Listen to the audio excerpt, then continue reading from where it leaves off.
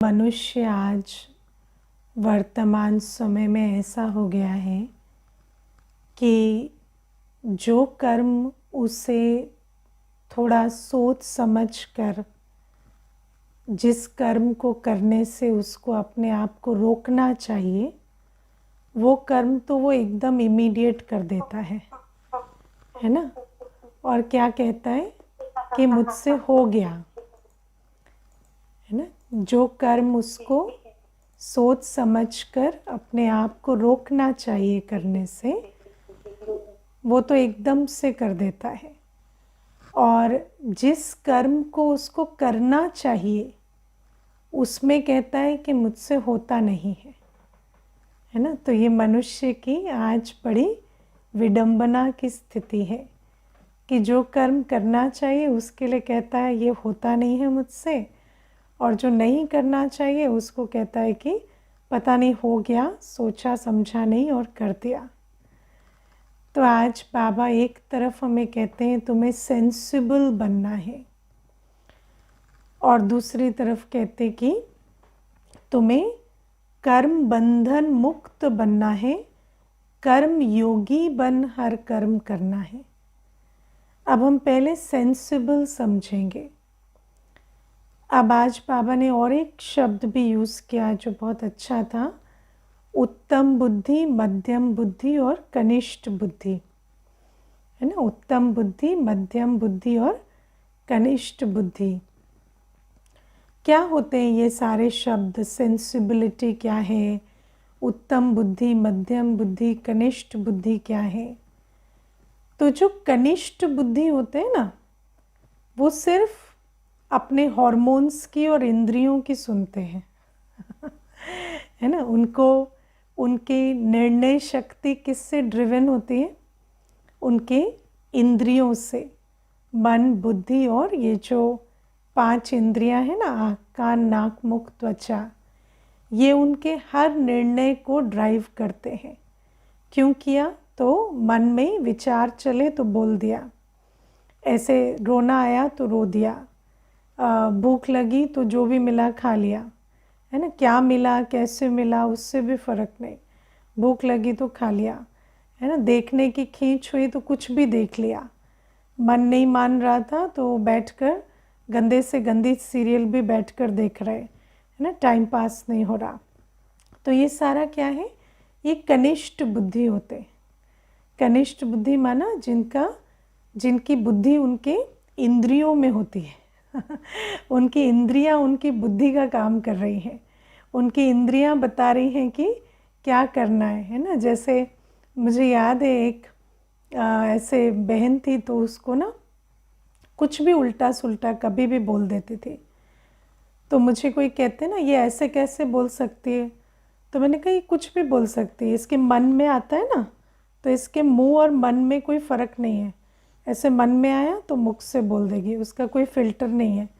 लोगों की बुद्धि होती है ना, वो बुद्धि नहीं है इसकी इसका मन ही इसकी बुद्धि है। ये जैसे ही मन में कोई संकल्प आएगा तो मुख से बोल देगी। तो क्या है कि उनकी बुद्धि काम नहीं करती, ये कनिष्ठ बुद्धि होती है। बुद्धि माना फिल्टर, है ना, पहले परखें समझें करें, वो सारा नहीं होता। तो कनिष्ठ बुद्धि कहेंगे, है ना। जो इंद्रियों ने कहा, जो मन ने कहा, जो तूफान आए उस हिसाब से कर्म कर दिया। ऐसे कनिष्ठ बुद्धि तो नहीं है ना हम अभी, कि ऐसे कनिष्ठ बुद्धि है। हाँ, मन में तूफान आए तो उस प्रकार से मुख से बोल दिया, कर्म कर दिया, थप्पड़ लगा दिया, अपमान कर दिया कुछ भी कर दिया। ऐसे कनिष्ठ बुद्धि नहीं बनना है। फिर सेकंड कैटेगरी है मध्यम बुद्धि।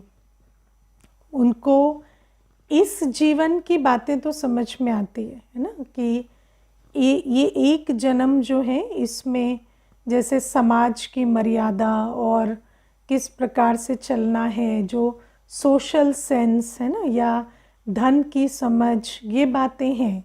जैसे कि बॉस के सामने गुस्सा नहीं करेंगे, जूनियर के सामने गुस्सा करेंगे, है ना। तो इतनी अकल है किसके सामने गुस्सा करना है, किसके सामने नहीं करना है। विकारों से परे नहीं है, लेकिन विकारों का कंट्रोल है है ना। तो विकारों को जीते नहीं है, लेकिन इतना मालूम है कि नुकसान हो जाएगा। अगर ये कर्म अभी किया तो इस जन्म में नुकसान हो जाएगा, चोरी की तो जेल चले जाएंगे, इतनी बुद्धि है ना। या इस व्यक्ति का अपमान किया तो भुगतना पड़ेगा, या इस तरह के शब्द बोले तो इसके बारे में बाद में पछताना पड़ेगा। मुझे याद है कि एक बहन थी, तो 18 वर्ष में उसने शादी कर ली, है ना। तो पिताजी ने बहुत बोला उस समय कि इस व्यक्ति से शादी मत करो, तुम्हें समझ नहीं है, लेकिन शादी कर ली उस समय। और उसके बाद चीज़ें ठीक नहीं हुई। तो जब सेंटर आई थी तो बहुत रोई और कहती है कि अक्ल नहीं होती है ना, तो उस समय पर कुछ समझ में नहीं आता। तो ये जो अक्ल होती है ना, जिस अक्ल के कारण हम इस जीवन में भी, जो दुनिया में जिसको हम कहते हैं ना कि इनको दुनिया की समझ नहीं है, तो वो जो दुनिया की भी समझ नहीं होती कि कैसे किस व्यक्ति से बात करें, किसके साथ कैसे चलें, सामाजिक मर्यादा नहीं है आत्मा के अंदर, विकारों के वश चलते हैं, लेकिन उतना सेंस नहीं है कि कहाँ लाइन ड्रॉ करें। तो ये सब क्या कहेंगे, मध्यम बुद्धि भी नहीं है ना। लेकिन मध्यम बुद्धि वाले जो होते हैं वो कम से कम दुनियादारी समझते हैं, कम से कम विकारों के वश कर्म करते हैं, लेकिन उन विकारों को भी थोड़ा रेगुलेट करते हैं कि किस प्रकार से कैसे चले।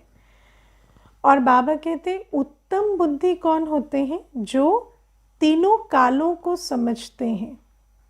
जो आत्मा ये समझती है कि इस समय पर शिव बाबा आए हुए हैं और शिव बाबा की श्रीमत पर हम चलेंगे तो अंत के समय हम पछताएंगे नहीं, है ना। वो ये समझते हैं कि इस समय हमें कदम कदम श्रीमत पर चलना है, क्योंकि इस जन्म में कौन नाराज़ हुआ, कौन खुश हुआ, कौन कहाँ फ़ायदा हुआ, कहाँ नुकसान हुआ, कहाँ अपमान हुआ, कहाँ क्या हुआ, वो बातें भी मैटर नहीं करेंगी लॉन्ग टर्म में, है ना। क्योंकि लॉन्ग टर्म में जब हम देखते हैं तो ये बातें बहुत छोटी लगेंगी।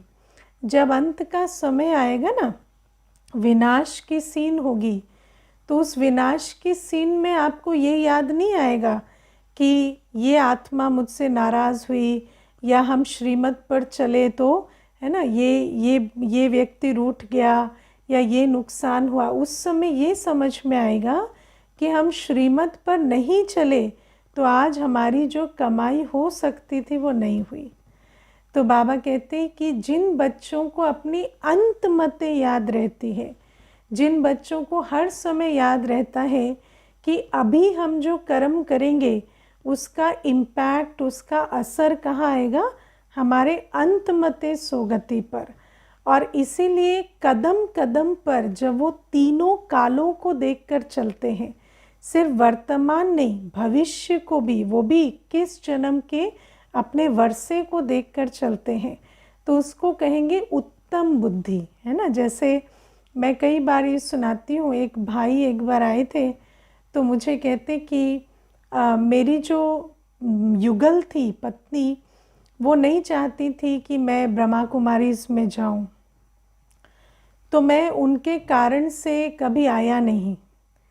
अभी उनके पिछले साल उनका शरीर छूट गया तो मैं अभी आया हूँ, लेकिन मुझे हर दिन अफसोस होता है कि मैं पहले क्यों नहीं आया, है ना। तो मैंने उनको कहा कि आपको ऐसे क्यों लगता था आप ब्रह्मा कुमारीज़ जाएं, तो मुझे कहते कि मेरे जो ससुर थे वो बीके थे, और मेरे ससुर से अच्छा व्यक्ति मैंने कभी अपने जीवन में नहीं देखा।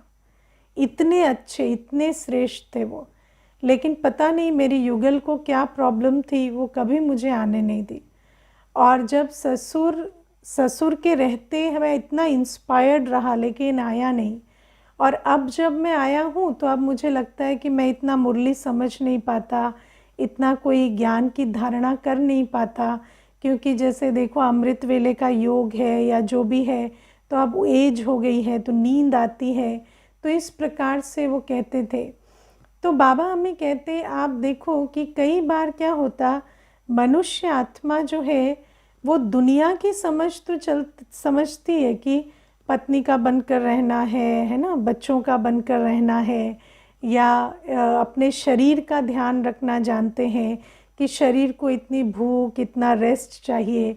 लेकिन उनको ये समझ नहीं है कि ये सब कुछ करते हुए भी आपको वो रास्ता निकालना पड़ेगा जिससे हम आत्मा जब अंत का समय आए तो हम यहाँ से निकलकर सीधा अपने सतयुगी राजधानी के वर्षे को प्राप्त करें। तो हमारे अंदर इतनी बुद्धि होनी चाहिए कि हम समझ पाएँ कि इस समय एक एक सेकंड तन मन धन की क्या वैल्यू है, और मुझे सब कुछ ठीक है, बैलेंस भी करना है, लेकिन मुझे प्रायोरिटी किसको देनी है? प्रायोरिटी देनी है अपने पुण्य की कमाई को। तो जो ये बात समझ जाते हैं, जिनका लॉन्ग टर्म विजन है ना, जिनका मिडिल टर्म विजन है, उनको हम कहेंगे मध्यम बुद्धि, क्योंकि बुद्धि कौन है? आत्मा की आँख है ना। तो जैसी बुद्धि है वैसा दिखाई देता है। जिसको सिर्फ इमीडिएट दिखाई देता है, अभी गुस्सा आया, अभी भूख लगी, अभी प्यास लगी, अभी दुख हुआ, तो वो क्या हुआ? वो हुआ एकदम शॉर्ट टर्म, एकदम इमीडिएट। और जिसको मिडिल टर्म दिखाई देता है, इस जन्म में ये परिवार, ये लौकिक जो दिखाई दे रहे हैं उनके हिसाब से चलना है, या अभी का फ़ायदा, अभी का नुकसान, वो क्या हुआ? मिडिल टर्म बुद्धि। और जो लॉन्ग टर्म देख पाता है, बेहद की बुद्धि, उसको कहेंगे उत्तम बुद्धि। और जिसको बाबा आज दूसरे शब्दों में सेंसिबल भी कहते है ना। तो सेंसिबल किसे कहेंगे? जब भी कोई बात हुई तो उसमें ये सोचना है कि ठीक है, मान लो आप छोटी सी बात सोचो कि मान लो आप ज्ञान मार्ग में चलते हैं, आप कोई धारणा करते हैं, है ना, या कोई सेवा करते हैं। अब सामने वाले व्यक्ति ने आपको बहुत मारा, है ना। मैं सिर्फ बोलने की बात नहीं कर रही हूँ, किसी ने डंडे उठा के खूब मारा भी है ना। अब मारा तो आपके अंदर क्या आएगा कि अगर मैंने दोबारा किया तो फिर मुझे मार पड़ेगी, ठीक है ना। ये संकल्प आएगा ना कि मुझे ये दोबारा किया तो फिर मार पड़ेगी। फिर अपने आप को पूछो, अगर दोबारा नहीं किया तो क्या होगा? मार तो नहीं पड़ेगी, लेकिन मेरा कितना बड़ा नुकसान हो जाएगा, है ना। मैं तो अपना अंतमते सोगति को ही खो दूंगी। कहाँ भगवान गति सदगति देने आया है और मैं तो मार के चक्कर में इस बात से ही रुक जाऊंगी। तो वो मार बड़ी या वो लॉस बड़ा जो अंत में होने वाला है। इसीलिए जब भी कोई बात होती है तो उस समय आपको कैसा फील हो रहा है, या उस समय जो संकल्प आ रहे हैं पीछे हटने के, उन संकल्पों को जीत कर हमें आगे का सोचना पड़ता है। उसको कहते हैं कि सेंसिबल आत्मा, है ना। क्योंकि अगर सेंसिबल आत्मा नहीं बनेंगे, लॉन्ग टर्म नहीं सोचेंगे। मैं आपको बहुत छोटा सा एक एग्जाम्पल देती हूँ। जब मैं जॉब में थी, है ना, तो हमारे जो डिपार्टमेंट के हेड थे, गवर्नमेंट जॉब में थी, गवर्नमेंट का डिपार्टमेंट था, तो हमारे जो जॉब के जो डिपार्टमेंट के हेड थे, उन्होंने, मैं सफ़ेद साड़ी और बैज लगाकर जाने लगी ऑफिस, तो उन्होंने मुझे ऐसे कॉरिडोर में रोका और उन्होंने मुझे कहा कि ऐसे दिखाया, ये जो आपका है ना, ये आप बाहर करेंगी, यहाँ ऑफिस में नहीं करेंगी तो उन्होंने मुझे ऐसे कहा, ये आपका जो है ये बाहर करेंगी, ऑफिस में नहीं करेंगी। अब क्या है, उस समय पर संकल्प, पहला संकल्प क्या आना चाहिए? अगर कमज़ोर बुद्धि है तो संकल्प आएगा ना कि डिपार्टमेंट का हेड अगर नाराज़ होगा तो फिर ऐसे डिपार्टमेंट में काम कैसे करेंगे। लेकिन जब मैंने ये चेंज किया था ना अटायर, तो उस टाइम पर हमारे एक ऑफिसर होते थे, तो मैंने उनको पूछा था कि क्या कोई ऐसा रूल है सरकार में जिसके तहत मुझे कोई रोक सकता है तो उन्होंने कहा था नहीं, आपको कोई ऑफिशियली रोक नहीं सकता, आपको कभी कोई ऑर्डर लिख के कोई निकाल के रोक नहीं सकता, ऐसा कोई रूल नहीं है। और अगर वो नौबत आएगी ना तो आप मेरे पास आना, मैं आपको बताऊंगा वो रूल क्या है। तो ऐसे करके मैंने पहले थोड़ा पता किया हुआ था। तो जैसे ही उन्होंने कहा तो मैंने उनको कहा, सर आप ये पर्सनली बोल रहे हैं कि ऑफिशियली बोल रहे हैं? तो उन्होंने मुझे कुछ कहा नहीं, क्योंकि पर्सनल वो ऐसे नहीं कह सकते थे कि मैं पर्सनली बोल रहा हूँ, और ऑफिशियल तो वो बोल ही नहीं सकते थे। तो फिर मैंने उनको कहा हम आपके कैबिन में बात करें। तो मैं चली गई उनके साथ कैबिन में। फिर मैंने उनको वहाँ पर कहा कि सर मेरे इस ड्रेस में क्या बुराई है? तो मुझे कहते नहीं, ये तो तुम्हारे उसका इंस्टीट्यूशन का ड्रेस है ना, तो ऐसे नहीं पहन सकते।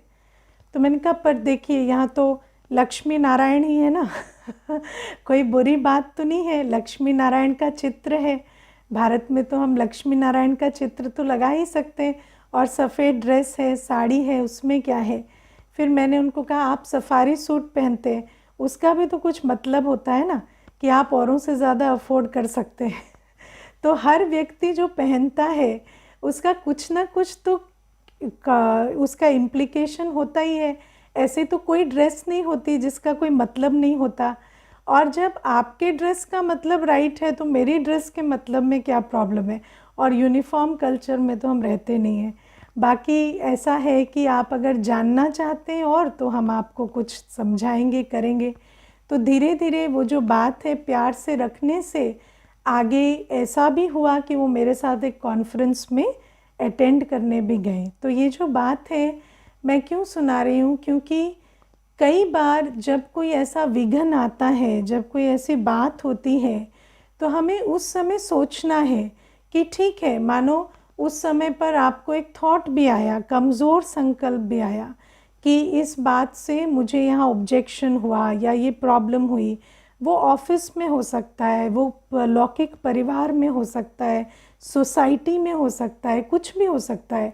लेकिन बाबा हमें कहते हैं उस समय पर अपने आप को पूछो, अगर मैंने ये किया तो मुझे सामना करना पड़ेगा कुछ का, लेकिन अगर मैंने नहीं किया तो भी तो मुझे बहुत कुछ सामना करना पड़ेगा। हाँ, वो अलग बात है कि वो जो सामना करना है वो तो अंत में आएगा, लेकिन आएगा तो सही ना। और मैं ही आत्मा होंगी, जब सतयुग का पद भी बटेगा तो मैं ही आत्मा होंगी ना। उस समय पर मुझे लगेगा कि एक हिम्मत का कदम उस दिन बढ़ा देते तो क्या हो जाता। तो इस प्रकार से सेंसिबल बनना है। सेंसिबल माना ठंडे दिमाग से सोचना होता है कि इस समय मुझे बहुत तूफान आ रहे हैं, बहुत कुछ फील हो रहा है, बहुत सारे संकल्प आ रहे हैं, मेरे अंदर बहुत सारे कमज़ोर विचार भी आ रहे हैं। लेकिन अगर मैंने इन संकल्पों को छूट दे दी और इसके अधीन होकर कर्म किया तो कल मुझे इसका क्या भुगतान करना पड़ेगा। और जब आप उसके बारे में सोचते हैं ना, तो इस समय आपके अंदर सही निर्णय लेने की शक्ति आ जाती है। और जीवन में, इस ब्राह्मण जीवन में ऐसी बहुत सारी परिस्थितियाँ आएंगी जहाँ पर आपको लॉन्ग टर्म सोचना पड़ेगा। और उस समय पर टू गेट गोइंग, जिसको हम कहते हैं ना कंटिन्यू करने में, बहुत हिम्मत चाहिए होती है। क्योंकि एक तो आपका मन आपका साथ नहीं दे रहा है, ऊपर से आपकी परिस्थितियाँ साथ नहीं दे रही हैं। लेकिन अगर आप उस समय ढीला छोड़ देंगे ना, तो वो ढीले का जो विशियस साइकिल है वो आपको ले डूबेगा। लेकिन उस समय अगर आप 20 नाखूनों का जोर लगाकर चल पड़ेंगे तो फिर आपको कोई नहीं रोक सकता। तो इसीलिए मैं जब पीछे देखती हूँ इस ब्राह्मण जीवन को, तो ऐसे बहुत सारे सीन जीवन में आई जब लगता था कि इतने तूफान हैं कि इसके आगे चल नहीं सकेंगे। लेकिन आज जब पीछे मुड़कर देखते हैं तो सोचते हैं उस समय रुक गए होते तो क्या ख़त्म हो जाते, है ना। तो फ़ायदा क्या होता है इतना। तो जितने भी तूफान आए उस समय पर तूफानों को मत देखो, वो तूफान आपको आसपास दिखाई दे रहे, चाहे वो आर्थिक परिस्थिति हो, चाहे वो शरीर की कोई बात हो, चाहे कोई और लौकिक में कोई बात हो, संबंधों से कोई बात आती हो। लेकिन हमेशा सोचो कि एक अमृत वेला, एक मुरली, एक एक सेकंड का पुरुषार्थ मुझे जो कमाई करा रहा है वो मुझे छोड़नी नहीं है। बाबा कहते हैं संगम युग का एक सेकंड वर्षों के बराबर है सतयुग में। जब हम लोग छोटे थे तो माइथोलॉजिकल सीरियल्स में देखते थे ना कि किसी और लोक से कोई आया तो आकर यहाँ एक युद्ध लड़ा, तो फिर जब बाहर वापस गया तो उसके कई वर्ष बीत गए थे, है ना। ऐसे माइथोलॉजिकल सीरियल्स में दिखाते थे टाइम का जो मिसमैच है। तो ऐसे बाबा कहते हैं कि संगम युग का जो एक सेकंड है वो सतयुग त्रेता युग में कई वर्षों के बराबर है। तो बाबा कहते हैं किसी भी आधार से किसी भी परिस्थिति में अपना एक सेकंड भी ढीला नहीं करना, क्योंकि माया को क्या चाहिए? एक सेकंड। माया को ज़्यादा नहीं चाहिए, माया को एक सेकंड चाहिए। तो बाबा कहते हैं इसीलिए अपने आप को सेंसिबल बनाना, हर बात में पूछना कि लॉन्ग टर्म में अंत में मैं बाबा को क्या जवाब दूंगी। अंत में जब आप बाबा के सामने बैठेंगे तो आप कहेंगे क्या बुखार हो गया था, ये हो गया था, इसने ये कह दिया था, किसी ने अपमान कर दिया था, इसलिए बाबा हमने आपको छोड़ दिया, इसीलिए बाबा हमने संगम युग की कमाई नहीं की। सोचो ऐसा कहते हुए भी कैसे सुनाई देंगे। तो बाबा कहते हैं ऐसे कर्म नहीं करने, सेंसिबल बन के चलना है ना। और दूसरी बात है कि जब जाएंगे अंत में तो बाबा कहेंगे अमृत वेला क्यों नहीं किया, योग बल जमा नहीं किया, तो कहेंगे बाबा नींद आ रही थी। अच्छा लगेगा कहने में, है ना। मुझे याद है जब मैं कॉलेज में थी तो एक हमारा क्लासमेट था, उसने एग्ज़ाम नहीं दिया, है ना, और एग्ज़ाम नहीं दिया और साल रिपीट किया। तो जब उसको टीचर ने पूछा कि आपने एग्ज़ाम क्यों नहीं दिया, तो उसने कुछ एक कारण बताया, तो वो कारण इतना अच्छा नहीं था। तो टीचर कहते हैं कि एग्ज़ाम भले मत दो, कारण तो ठीक होना चाहिए ना। कहते हैं एग्ज़ाम की कोई बात नहीं, एग्ज़ाम नहीं देना, फेल हो जाना बड़ी बात नहीं है, लेकिन कारण तो अच्छा होना चाहिए। कारण सुन के थप्पड़ मारने को दिल करता है। तो ये जो बात है कि अंत में जब हम जाएंगे और उस समय हिसाब किताब होगा, तो उस समय हम कहें हमें नींद आ रही थी, हमसे ये नहीं हो रहा था, तो बाबा कहते हैं अपने आप को सुनो कि मैं किन वजहों से आज बाबा की श्रीमत पर नहीं चल रहा हूँ, और अपने आप को पूछो कि अंत में जब हम बाबा के सामने खड़े होंगे और बाबा हमें पूछेगा तो हम ये वजह देंगे तो कैसा लगेगा हमारा चेहरा, है ना। तो ये बातें सोचनी है, इसको हम कहते हैं सेंसिबल आत्मा। और फिर बाबा आज हमें कहते हैं कि तुम्हें कर्म बंधन में नहीं आना है, तुम्हें कर्म योगी बनना है। कर्म बंधन क्या होता है? हमारे अंदर जितनी भी कमज़ोरियां हैं ना आज, वो हमारे पिछले कर्मों के कारण है। पीछे जो हमने 63 जन्मों में पाप कर्म किए हैं ना, उसी आधार से आज हमारे बुद्धि में एकाग्रता नहीं है, मन में श्रेष्ठ संकल्प रचने की ताकत नहीं है। आज आप देखो मनुष्य को सारे दिन सोचता है, लेकिन मजाल है एक बात अच्छी सोच ले, है ना। सारे दिन मुझे एक भाई कहता है सारे दिन मैं सोचता रहता हूँ ये पंखा मुझ पे गिर ना जाए, है ना। सारे दिन उसको ओसीडी है, तो कहता है कि मुझे सारे दिन मैं बैठता हूँ ना तो पढ़ता रहता हूँ, तो मैं सोचता रहता हूँ ये पंखा ना गिर जाए, ये पंखा ना गिर जाए। तो मैं अपने मन में सोचती हूँ कि मनुष्य कैसा हो गया है ना कि 1 मिनट में 60 संकल्प भय के, विकारों के रच लेता है, लेकिन उसको एक संकल्प रचने को कहो कि मैं परमात्म संतान हूँ, मैं शांत स्वरूप आत्मा हूँ, तो कहेगा आज तो सारे दिन फुर्सत ही नहीं मिली। तो आप सोचो कि जो कर्म बंधन है ये कैसे हैं कि बुद्धि में एकाग्रता नहीं है, मन में श्रेष्ठ संकल्प रचने की शक्ति नहीं है, या इंद्रियां जो हैं वो कहाँ रमती हैं।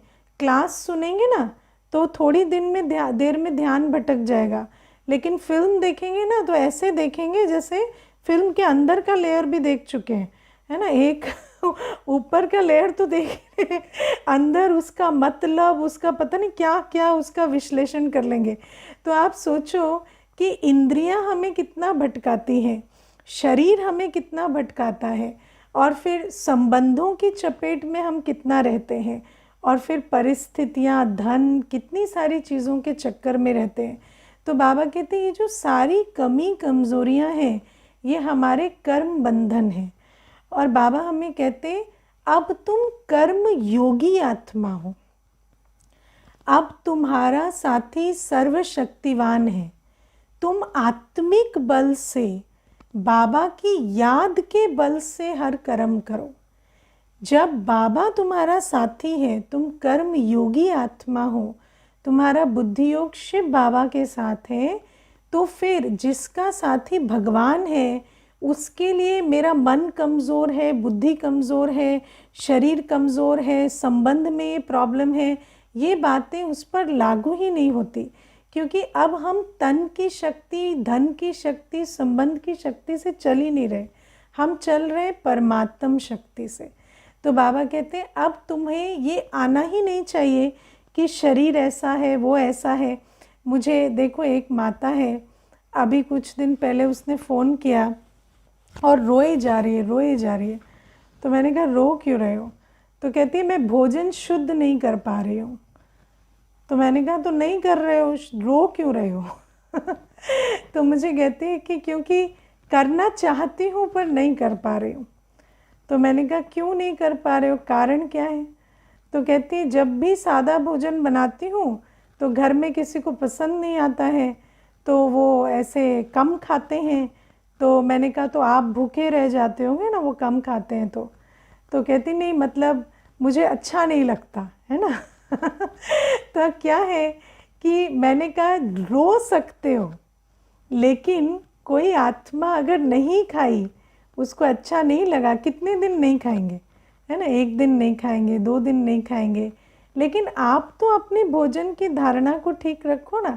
और मानो उनको भी आप बना कर दे रहे हो, मानो आप उनको भी बना कर दे रहे हो, तो आप अपना तो भोजन अलग कर सकते हो। तो मुझे कहती नहीं, वो कहते साथ में बैठकर खाओ, और अगर तुम हमारे साथ नहीं खाते हो तो हमें अच्छा नहीं लगेगा, हम सेम भोजन खाएंगे, नहीं तो हमें अच्छा नहीं लगता।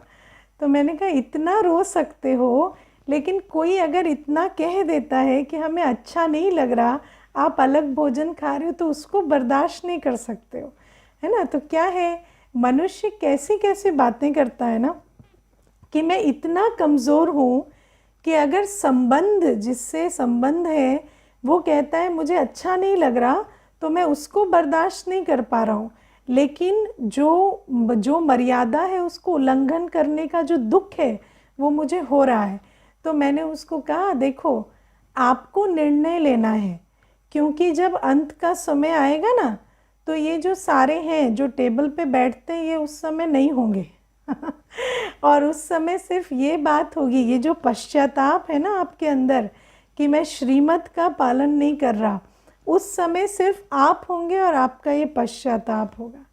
इसीलिए आपको इस समय ये निर्णय करना है कि मुझे अंत के समय में पश्चाताप में रहना है, या आज मुझे एक छोटा सा डिसीजन लेना है कि मैं अपना भोजन शुद्ध कर रही हूँ, मैं किसी के जीवन में तो इंटरफेयर नहीं कर रही, वो जो खा रहे हैं मैं बना के दे रही हूँ, और मैं अपना भोजन शुद्ध करूँ, अगर वो ऑब्जेक्शन भी करें तो मैं ठीक रहूँ, है ना? तो बाबा कहते हैं जब सामने वाला आपको शांति के बोल नहीं बोल रहा, प्रेम के बोल नहीं बोल रहा, और आपको वो अप्रूवल या एप्रिसिएशन या एक्नॉलेजमेंट नहीं दे रहा, जब आप सही कर्म कर रहे हैं, जो आपके दिल मानती है कि श्रीमत ये है और मुझे ये करना चाहिए, अगर सामने वाला आपको नहीं दे रहा, तो आप उस चीज़ के मोहताज क्यों बन रहे हैं? वो चीज़ आपको बाबा दे रहा है ना। बाबा तो आपको कह रहे हैं ना, मीठे बच्चे वाह तुम श्रीमत पर चल रहे हो। तो बाबा कहते हैं अब हमें ना शरीर का मोहताज बनना है, ना हमें संबंधों का मोहताज बनना है, ना हमें कोई स्थूल प्राप्तियों का मोहताज बनना है। हमें श्रीमत पर चलना है, और उसकी शक्ति, उसकी समझ, उसका सहयोग, उसका सब कुछ हमें बाबा दे रहा है। तो हमें कर्म योगी आत्मा बनकर कर्म बंधन मुक्त बनना है। अभी देखो एक माता है, पिछले 1 महीने से सेंटर पर आ रही है। तो वो ना सेंटर पर जब आने लगी तो एक दवाई खाती थी एंग्जाइटी के लिए। तो वो कहती कि वैसे उससे कुछ होता नहीं है, कोई इलाज नहीं होता, लेकिन वो जैसे ट्रैंक्विलाइज़र है। तो जैसे ही मुझे एंग्जाइटी होती थी तो मैं उस दवाई की तरफ मेरा हाथ जाता, मैं उसको खा लेती, ठीक हो जाती। लेकिन फिर उसका असर ख़त्म होता तो फिर वो फिर से दवाई खानी पड़ती। तो जब वो आई ज्ञान में तो मैंने उसको कहा कि आप जानते हो ना, पढ़ी लिखी हो आप जानते हो कि पिट्यूटरी ग्लैंड यहाँ है। वो पिट्यूटरी सारे बॉडी के हार्मोनल केमिकल बैलेंस को रेगुलेट करती है, ठीक है।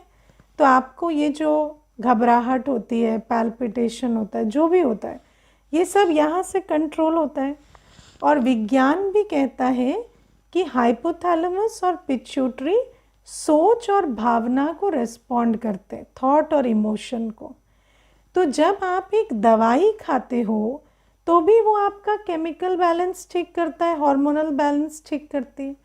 और जब आप एक सोच क्रिएट करते हो कि मैं बिल्कुल शांत हूँ, मैं आत्मा इस शरीर की मालिक हूँ, मेरे शरीर का हर अंग बिल्कुल शांत है, रिलैक्स है, तो वो सोच, वो संकल्प भी आपके शरीर के हर इंद्री को रिलैक्स करता है।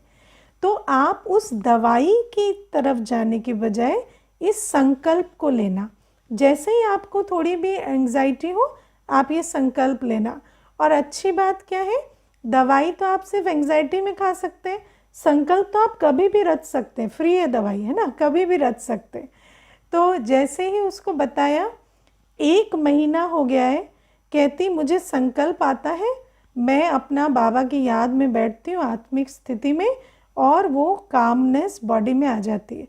और फिर जैसे रेगुलर आती थी ऐसे आती है, लेकिन उसका इंटरवल अब बढ़ता जा रहा है और मुझे अब बिगर इंटरवल्स पे आती है। तो आप सोचो कि जो कर्म बंधन है कि मेरे शरीर में ये होता है, मुझे ऐसे विचार आते हैं, मुझे अच्छा नहीं लगता है, मुझे इस बात में दुख होता है, ये व्यक्ति अच्छा ना कहे तो अच्छा नहीं लगता। बाबा कहते इन कर्म बंधनों से अब निकलो और कर्म योगी बनो। आप आत्मिक शक्ति और बाबा की याद से चलो। अच्छा, अब ये तो हुई जहाँ पर हम बात करते हैं विकर्म ना करने की। लेकिन हमें बाबा कैसे देख रहे हैं? हमें बाबा इस रूप से नहीं देखते कि मेरे बच्चे सिर्फ विकर्म ना करें। बाबा तो हमें एजेंट्स ऑफ चेंज के हिसाब से देख रहे हैं, है ना। बाबा तो हमें क्रिएटिव फोर्स की तरह देखते हैं। हम कौन है? ब्रह्मा बाबा के साथ राइट हैंड स्थापना करने वाले। स्थापना करने वाले माना क्रिएटिव एनर्जी। तो बाबा कहते हैं अब तुम मेरी याद में मेरी श्रीमत पर ऐसे संकल्प रचो, कॉन्शियस थिंकिंग, ऐसे बोल बोलो, तन मन धन से ऐसे कर्म करो जो इस विश्व को स्वर्ग बनाने का काम करे। तो बाबा कहते हैं बैठे हो तो निरंतर इस विश्व को एक शांति सुख की दुनिया के रूप में देख पाओ कि बाबा यहाँ शांति सुख की किरणें बरसा रहे हैं और मैं आत्मा बाबा के साथ बैठी हूँ। हर बोल जो बोलते हो वो ऐसा ज्ञान स्वरूप, शक्ति स्वरूप हो कि आत्मा को स्मृति दिलाए कि उसकी ओरिजिनल क्वालिटी कैसी है, उसके अंदर कितनी शक्ति है। और बाबा कहते तुम्हारा हर कर्म जो है वो विश्व कल्याण अर्थ होना चाहिए। तो बाबा हमें कहते अब तुम कर्म बंधनी आत्मा नहीं हो। कर्म बंधनी आत्मा आज कैसी होती है? जो कहती है 24 घंटे इनफ नहीं है, मैं तो अपने आप को ही मैनेज नहीं कर पा रही, 4 आत्माओं को ही मैनेज नहीं कर पा रही। लेकिन बाबा कहते तुम तो अब कर्म योगी बन, योग बल से इस विश्व को स्वर्ग बनाने की सेवा में राइट हैंड बनने वाली आत्मा हो। और बाबा कहते तुम्हें जो भी श्रेष्ठ संकल्प आते हैं, चाहे वो विकारों को छोड़ने के प्रति, चाहे स्व उन्नति के प्रति या सेवा के प्रति, बाबा कहते उन संकल्पों को पूरा करने में तुम किसी के मोहताज नहीं हो। कोई बात तुम्हारी लिमिटेशन नहीं है, तुम्हारे साथ बाबा है और तुम अपने हर श्रेष्ठ संकल्प को कर्म में ला सकते हो, चाहे वो किसी विकार से या कमजोरी से छूटने का हो, चाहे वो विश्व कल्याण अर्थ हो, चाहे वो स्व उन्नति के अर्थ हो। तो बाबा कहते ऐसा कर्म योगी फरिश्ता हमें बनना है। अच्छा, ओम शांति।